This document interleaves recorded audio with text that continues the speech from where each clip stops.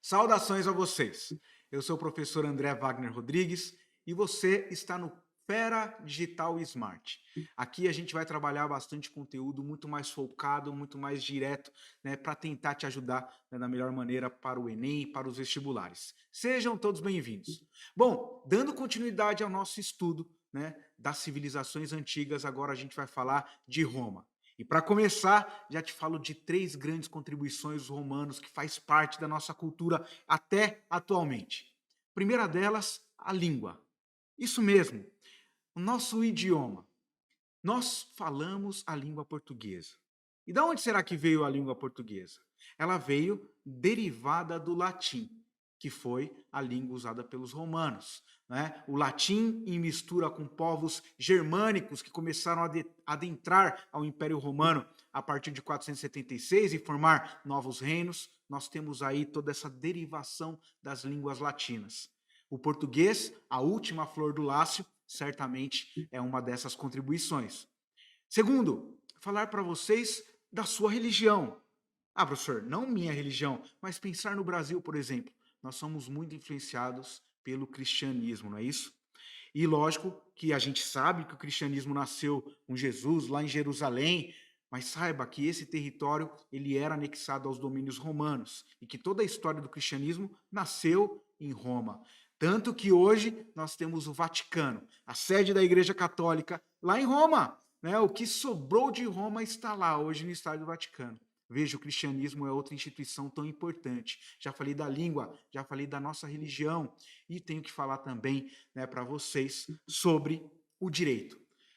Todas as leis que nós seguimos, toda a base da nossa Constituição, né, ela foi e ela teve, logicamente, a influência dos romanos, romanos que foram exímios oradores, legisladores, né, colocaram tudo isso nas leis que regem o direito. E por isso que quando a gente vai fazer o direito, não sei se é o seu caso, né, nós temos algumas disciplinas ligadas ao direito romano, para a gente entender até essa evolução das leis. Então tá aí, gente. Para começar a falar de história de Roma, já te trago três grandes influências que fazem parte do nosso dia a dia. Mas lógico que agora a gente tem que dar um foco um pouco mais direcional para vocês. O que exatamente é cobrado da civilização romana nos vestibulares? E é por isso que eu peço para vocês aí atenção, né, muitas anotações. Se quiser voltar no vídeo várias vezes, vale a pena, né, para a gente buscar, né, o máximo de informações possível, para se preparar com qualidade, né, para, né, você conseguir ingressar numa universidade pública de qualidade, né, que é o nosso trabalho também. Mas vamos lá, gente. Vou trazer para vocês inicialmente a história de Roma, pensando nesses quatro tópicos que estão aí para você no slide. E inicialmente eu vou falar para você da periodização romana. A história de Roma, por nós historiadores, para facilitar o trabalho, né, e para facilitar o entendimento, nós dividimos a história romana em três grandes períodos. Está meio dissocado no slide, mas não se preocupa com isso, tá? O primeiro período é chamado de monarquia. Todos esses períodos eles têm uma relação política, tá? Monarquia, de 753 a 509 a.C. Nós estamos falando desde a origem de Roma, né, lendariamente por Rômulo, que matou Remo, e é o símbolo de Roma, né, são essas duas crianças, né, não sei se você já viu, ali mamando numa lobinha, né, a famosa loba capitulina. Segundo as narrações lendárias, em especial de Virgílio no século I depois de Cristo, um poeta latino, e registrou tudo isso que nós conhecemos hoje. Né, e nós temos o início da monarquia, sendo Rômulo o primeiro rei que vai dar nome a essa cidade. Roma nasceu assim, 753 até 509 a.C. Nesse momento, nós temos o desenvolvimento da cidade e o desenvolvimento da sociedade romana, que depois eu vou apresentar para vocês.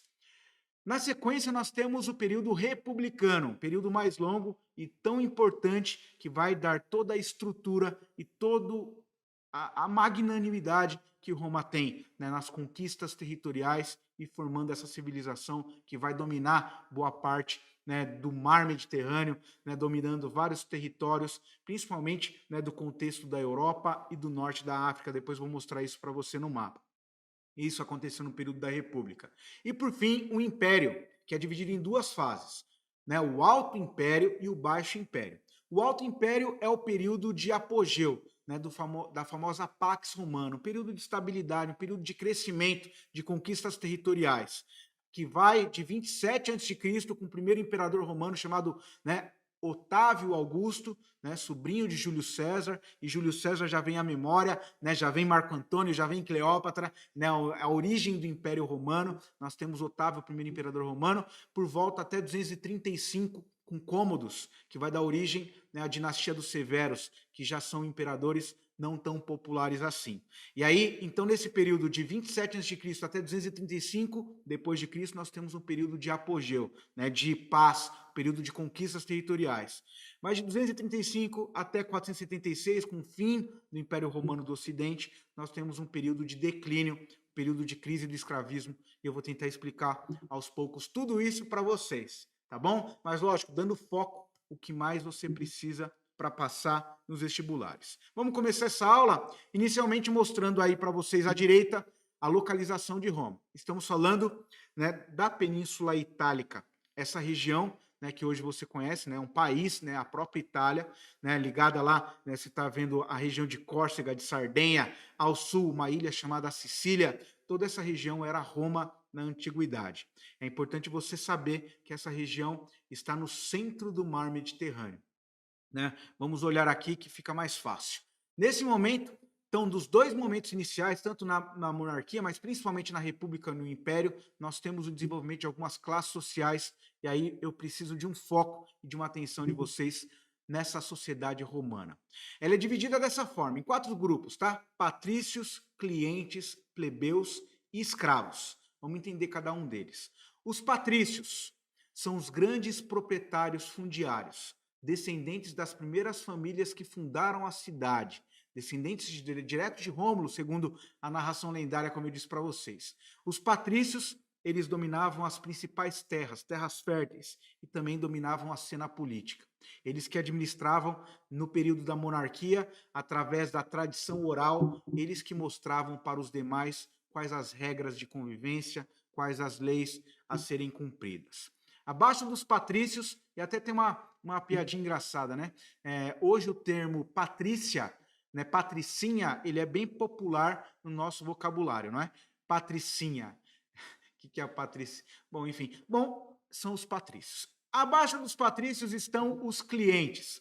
Os clientes eram parentes pobres dependentes dos patrícios, viviam em suas terras. E lógico que com o passar do tempo você vai ver que vai acontecer várias mudanças. Os clientes, em algum determinado momento da transição da República para o Império, vai deixar de existir esse grupo.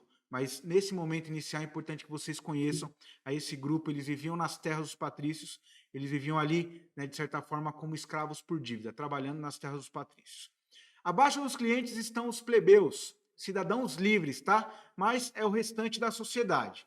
Marginalizados sociais, pequenos proprietários fundiários, comerciantes, artesãos da cidade, todos esses estão no grupo chamados plebeus.